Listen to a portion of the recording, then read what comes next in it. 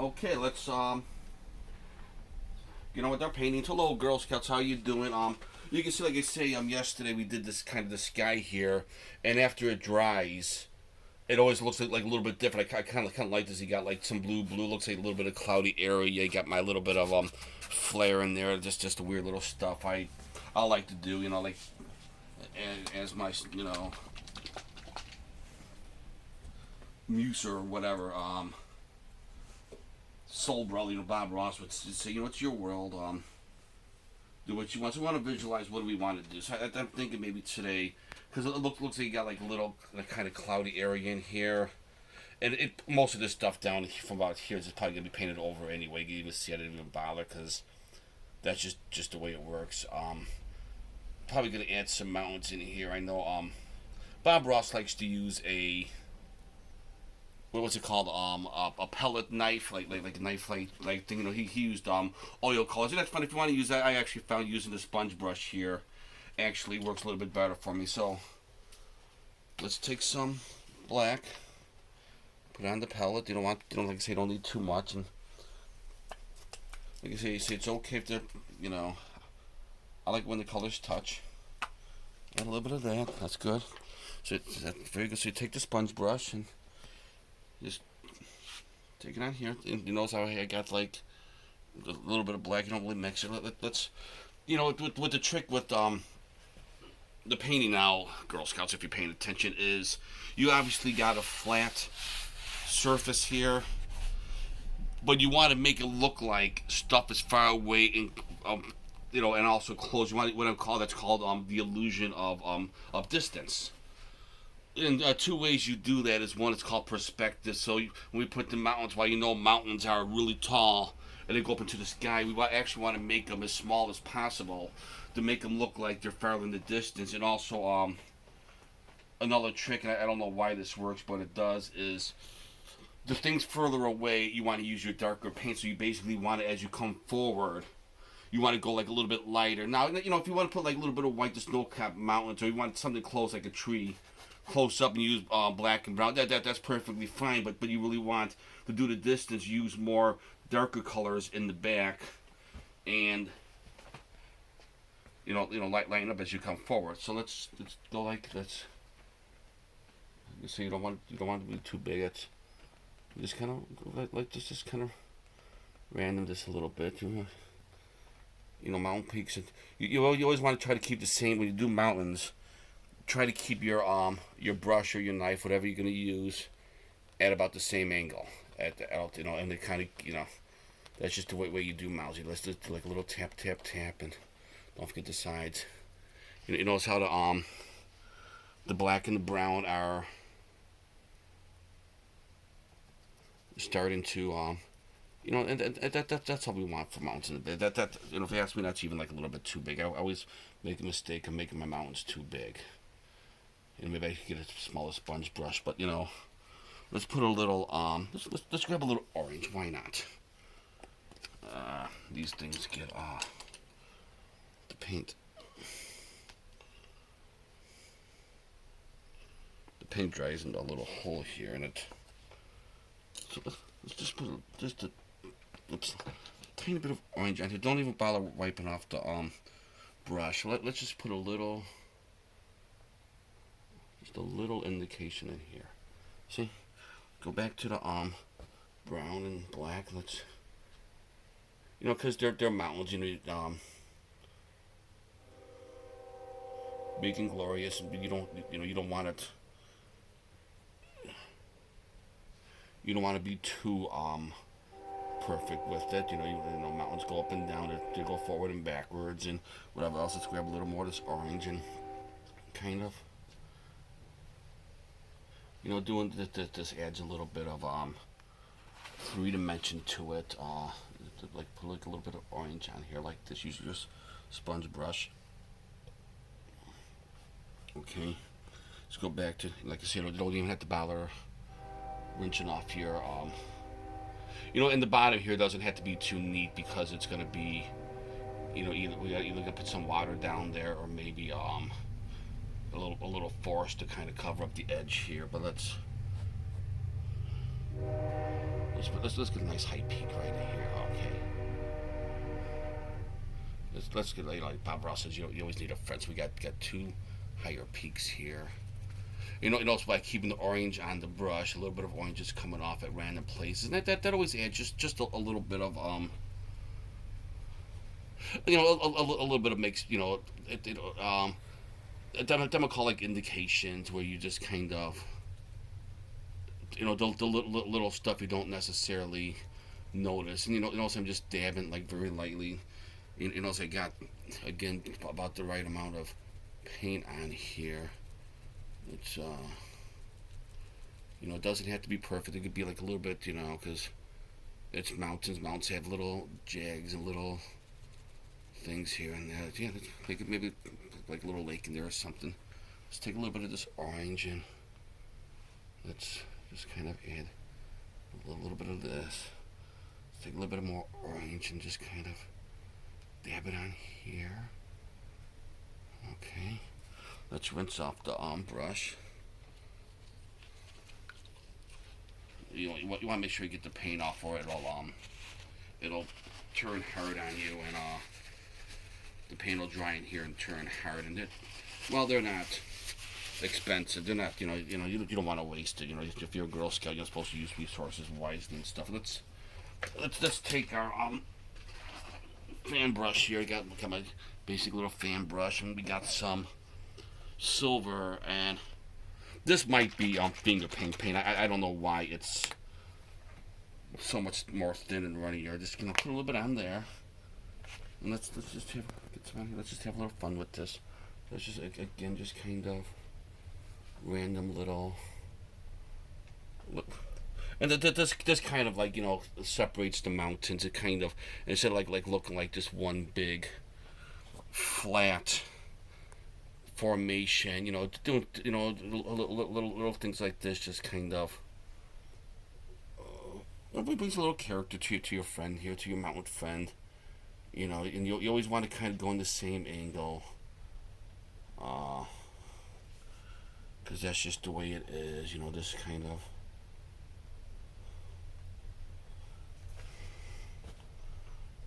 little, just get a little up here. You don't want to overdo it. Just little taps. So I like the brush. It's kind of the what's called a fan brush. How the little brush bristles there are. So you don't want to do too hard. Just little. This is a very easy technique, and it'll make your mountain come alive. I notice there's a little bit of straightness right here. So I want to just add a little bit to the mountain right there. Let's grab our let's just grab a little artist brush here and just kind of fix this up a little bit right up in here. Just a little dabby doos and maybe like through here. Okay.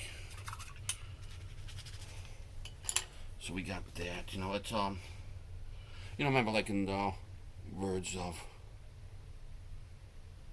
the legendary Bob Ross, we don't make mistakes. What do we have, Keelan?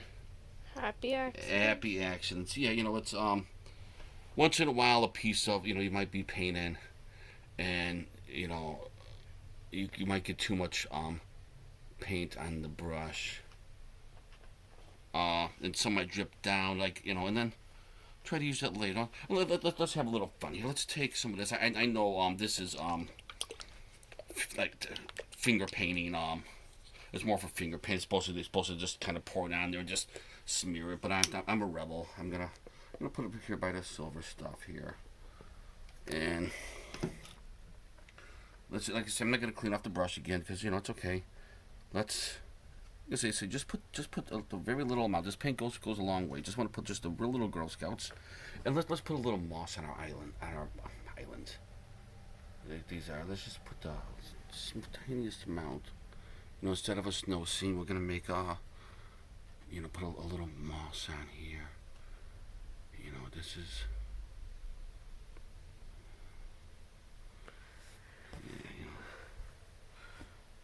We don't want it too mossy.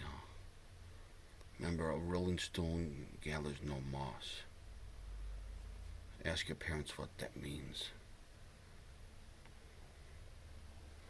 But you got like little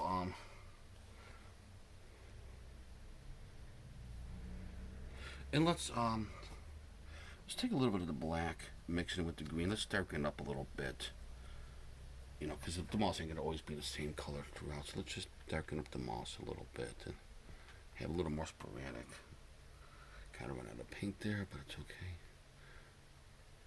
You know, because not all mountains have got to be the same, but you know, it's I got a little orange in here. I think I got a little bit too much. It's just kind of, you know, you could always paint over, paint over, paint over. You're gonna, you know, when you do this, you're gonna paint over the same area several times. You know, I'm doing this right now, making, you know, trying to get this all nice and pretty, knowing that pretty soon I'm gonna have trees and whatever else is gonna cover up a whole lot of this, but you'll still be able to see like in the background. So you know, it's like I know our service unit manager, Laura McGee, she I remember mentioning on Facebook about having to do stuff over and over, and she kind of compared that to like if you're writing a book and you constantly are going back and changing words and editing and maybe changing the story a little bit just to, you know, because you're thinking of new stuff and new ways to do stuff. And that was pretty good advice on her part. Pretty well.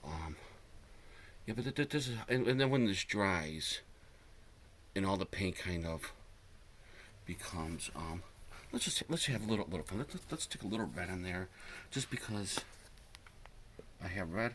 And just put a little bit, like I say, you just want to put the smallest amount on your palette, because you're gonna end up wiping. Look at it. You're gonna end up wiping more paint away than actually gets on the canvas. And this, you know, this stuff it could start to cost, you know. I'm sure your parents would appreciate if you decide wanna try to paint. You know, I'm not sure if Michael's is open right now. You could get maybe a decent starter kit at like Walmart. I think they're open now. You could get like a decent brush set, a pack of canvases, and some paint. And when you just start, just use paper plate for your palette or something like that. And you could just use you know, I got like a regular thing here for dipping it. I'm not sure what that's called for doing. Let me get a shot at Keelan. This thing here when you dip it in. I think I got that from Amazon. I don't know what it would cost, but you know, you don't want to invest too much until you find out if it's something that you really enjoy doing. So you know, when you start off, you know, you could get a decent brush, maybe 20-25 brush that has all different kinds of brushes like you see up here, and some knife pellets for, I think at Michael's you get, you know, if decent sale like $7-10, and it comes with a bunch of brushes of all different sizes.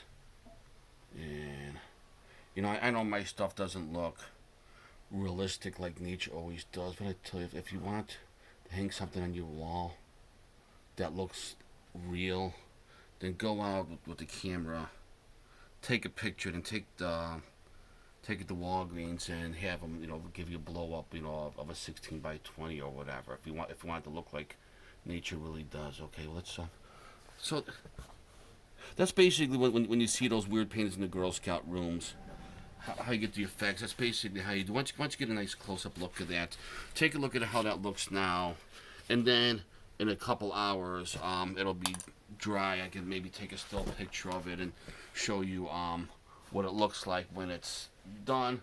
But so yeah, I'm like you know, this is coming up. Then you just kind of start thinking that, you know, are you gonna want water in here? Are you gonna want grass? Are you gonna want trails? Are you, you know, I could even like take the mountains down and make a path going through them. You know, there's no, you know, it's your world, as they say, and there's no limits to what you could do. So I'm just trying to, you know, since we're all kind of stuck here, you know, during this time of stay-at-home orders and social separation. I can't help but notice Keelan standing about 2 feet from me. Shame on you. Yeah, look at that. About 1 foot actually. Yeah. We're just trying to bring a little Girl Scouts home to. Hope you appreciate this. Hope your parents appreciate this. And we'll do another installment of this later. We'll see what's the best number. 10063 later.